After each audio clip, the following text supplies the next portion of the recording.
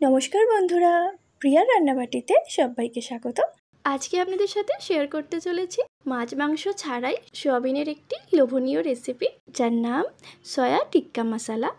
আর এই সয়াবিনের টিক্কাটা এত ভালো খেতে হয়, যে কোনো কিছুর সাথে, ভাত বলুন বা রুটি পরোটা, একদম পারফেক্ট। তাহলে চলুন শুরু করে দিই আজকের রেসিপিটা। আমি এখানে সয়া চাংসগুলোকে একটু ভাপিয়ে রেখেছি। আপনারা কিন্তু চাইলে গরম জলও ভিজিয়ে রাখতে পারেন। এই যে দেখুন, জলটা ঝরিয়ে একদম শুকনো করে রেখেছি। এবারে এটাকে আমাদের ম্যারিনেট করে নিতে হবে। এবারে দিয়ে দিচ্ছি 2 টেবিল চামচ মতো টক দই। এখানে টক দইটাও কিন্তু জল ঝরানো দিতে হবে। 1 চামচ মতো আদা রসুন বাটা, আর দিয়ে দিচ্ছি আন্দাজ মতো নুন, সামান্য জিরের গুঁড়ো, হাফ চামচ মতো গোলমরিচ গুঁড়ো, 1 চামচ লঙ্কার গুঁড়ো, হাফ চামচের মতো দিচ্ছি হলুদের গুঁড়ো, খুবই অল্প একটু দিচ্ছি গরম মশলা গুঁড়ো, সামান্য ধনে গুঁড়ো, 1 চামচ মতো ভর্তি করে দিচ্ছি কাশ্মীরি লঙ্কা গুঁড়ো। আর আমি এখানে ক্যাপসিকাম, পেঁয়াজ আর টমেটোগুলোকে এই যে দেখুন এরকম কিউব করে কেটে রেখেছি। আমরা যেরকম চিলি চিকেনে করে রাখি ঠিক সেরকমভাবে। এবার এইগুলোকেও দিয়ে দিচ্ছি, আর দিচ্ছি সামান্য একটু কাসুরি মেথি।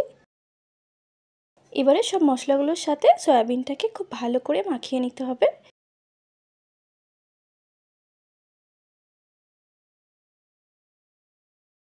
এবারে দিয়ে দিচ্ছি 2 চামচের মতো সর্ষের তেল। যে কোনো টিক্কা বা কাবাব বানাতে গেলে এরকম সর্ষের তেল দিয়ে মাখিয়ে রাখবেন খানিকক্ষণ, খুব ভালো কিন্তু ফ্লেভারটা আসবে। এই যে দেখুন মাখানো হয়ে গেছে। আর এরকম মাখিয়ে নেওয়ার পরে অর্ধেক পাতিলেবুর রস এই যে দিয়ে দিতে হবে। এবারে এটাকে 1 ঘন্টা মতো আমরা এভাবে ঢাকা দিয়ে রেখে দেব। এবারে ফ্রাইং প্যানের মধ্যে আমি দিয়ে দিচ্ছি সাদা তেল। এবার দিয়ে দিচ্ছি আমাদের ম্যারিনেট করা সয়াবিনগুলো। এবারে সয়াবিনগুলোকে খুব ভালো করে আমাদের ভেজে নিতে হবে। 2-3 মিনিটের মতো সময় নিয়ে কিন্তু এই সয়াবিনগুলোকে ভেজে নিতে হবে। এখন কিন্তু গ্যাসের ফ্লেমটাকে একদম মিডিয়ামে রেখে বা মিডিয়াম থেকে একদম আরও অল্প করে দিয়ে কিন্তু ভেজে নিতে হবে। এবারে একটু ঢাকা দিয়ে দিচ্ছি যাতে পেঁয়াজ আর ক্যাপসিকামগুলো একটু নরম হয়ে যায়।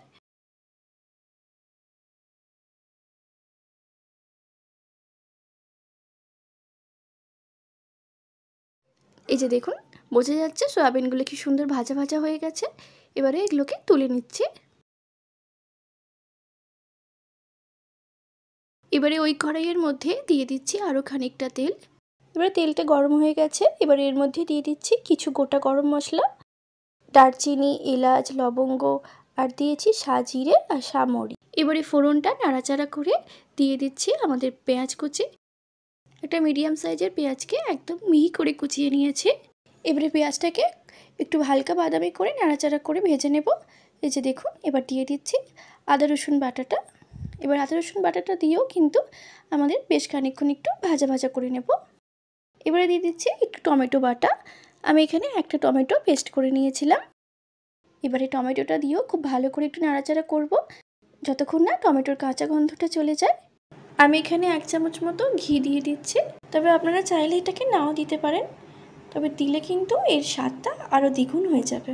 হাফ চামচ মতো হলুদ গুঁড়ো দিচ্ছি, 1 চামচ মতো লঙ্কার গুঁড়ো, আর দিচ্ছি সামান্য একটু জিরে গুঁড়ো, আর সামান্য একটু গরম মশলা গুঁড়ো। এবার সব মশলাগুলোকে দিয়ে খুব ভালো করে আমাদের মিশিয়ে নিতে হবে। আর দিয়ে দিচ্ছি 1 চামচের একটু বেশি কাশ্মীরি লঙ্কা গুঁড়ো। এটা খুব একটা তো ঝাল হবে না, কালারটা খুব সুন্দর আসবে। দিয়ে দিচ্ছি নুন। এবারে দিয়ে দিচ্ছি আমাদের আগে থেকে ভেজে রাখা সয়াবিনগুলো। এবারে খুব ভালো করে যতক্ষণ না তেল ছেড়ে যায় ততক্ষণ ভালো করে আমাদের কষিয়ে নিতে হবে। এবারে 2 মিনিট মতো একটু কষিয়ে নিয়ে দিয়ে দিচ্ছি জলটা। এখানে কিন্তু খুব বেশি জল অ্যাড করবেন না, কারণ এটা কিন্তু খুব একটা ঝোল ঝোল হবে না। এটা একদম যেরকম টিক্কা মশলাতে আমরা খাই রেস্টুরেন্টে সেরকমই কিন্তু হবে, তাই জলটা একদমই অল্প দেবেন। এবারে দিয়ে দিচ্ছি সামান্য একটু চিনি। এবারে এটাকে ঢাকা দিয়ে দিচ্ছি 5-7 মিনিটের জন্য। এই যে দেখুন অনেকটা বেশ হয়ে এসেছে না, জলটা কীরকম শুকিয়ে এসেছে। এবারে ওর মধ্যে দিয়ে দিচ্ছি চেরা কাঁচা লঙ্কা, আর দিচ্ছি সামান্য একটু ধনেপাতা কুচি। এবারে গ্যাসের ফ্লেমটাকে একদম অফ করে দিয়ে আরও 5 মিনিট মতো ঢাকা দিয়ে রাখবো। আমাদের সয়া টিক্কা মশলা কিন্তু একদম রেডি। খানিকক্ষণ যেহেতু ঢাকা দিয়ে রেখেছিলাম, দেখুন গ্রেভিটাও কিন্তু অনেকটা ঘন হয়ে গেছে।